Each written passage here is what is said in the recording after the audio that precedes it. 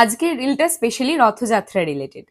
প্রতি বছর আষাঢ় মাসে শুক্লপক্ষের দ্বিতীয়া তিথিতে রথযাত্রা পালন করা হয়ে থাকে, যেটা এই বছর পড়েছে 7ই জুলাই। রথযাত্রার দিন আর্থিক সংকট থেকে মুক্তি পেতে কিছু জিনিস তোমরা ফলো করতে পারো। জগন্নাথ, বলরাম এবং সুভদ্রা প্রত্যেকের পায়ে যদি একটি করে গোলাপ দিতে পারো এবং একটা লাল রঙের কাপড়ে একটি লবঙ্গ এবং 1 টাকার কয়েন বেঁধে মহাপ্রভু জগন্নাথের চরণে যদি দিয়ে আসতে পারো। যারা বাস্তুতে ভীষণ নেগেটিভিটি ফেস করছো বা লোকেদের নজর লাগা ফেস করছো, মানসিক অশান্তি ফেস করছো, বাড়িতে প্রতিটা কোণে একটা করে লবঙ্গ পুড়িয়ে রেখে দাও 1 সপ্তাহের জন্য। এটা ছাড়াও তোমরা একটি প্রদীপে লবঙ্গ দিয়ে সেই প্রদীপটি মহাপ্রভুর কাছে জ্বালিয়ে আসো।